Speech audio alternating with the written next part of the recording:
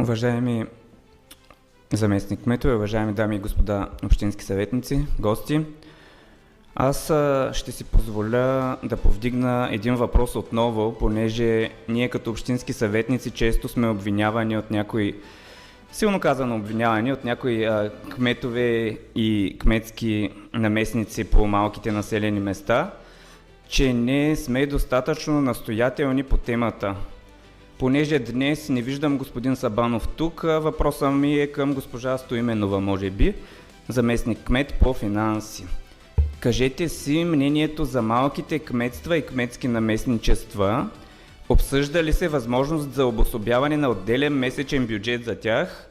Защото всички знаем, че те нямат такъв, а са длъжни за 20-30 лева да пишат отделна докладна, да се молят за някой друг ремонт да им се направи или да се заредят косачките.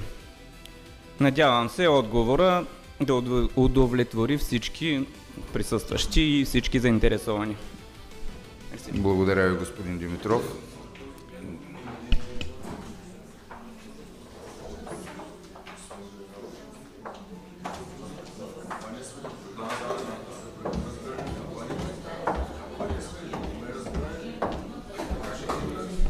Уважаеми господин председател на Общинския съвет, уважаеми господин изпълняващ длъжността кмет в момента, господин Стилян Стойчев, уважаеми дами и господа общински съветници, уважаеми господин Димитров. Това, което аз мога на този етап да кажа и да дам отговор е, че вие всички знаете и беше гласувано, че в момента ние сме в така наречения удължителен закон за бюджета.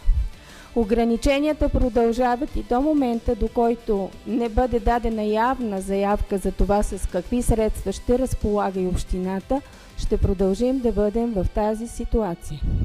Другото, което аз бих ви казала, има инициатива, създадена от мен.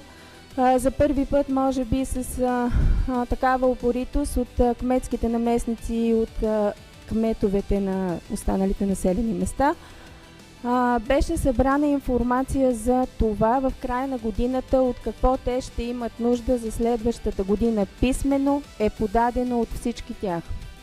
Сега в момента, в който се готви и редовен бюджет, всичко ще бъде предоставено на кмета, заедно с рамките на бюджета, с който ние ще разполагаме, но в една нормална обстановка. Кога ще бъде това, аз не мога да го гарантирам, защото всички вие следите ситуацията в страната каква е. Така че всичко, каквото е предложено от страна на кметските наместници и кметовете на селата, ще бъде разгледано още веднъж. В момента те разполагат с бюджет, макар и минимален, който е гласуван. Бюджетът е същия, както е миналата година. Т.е. мисля, че беше 200 евро за наместниците или нещо такова, да не бъркам в момента.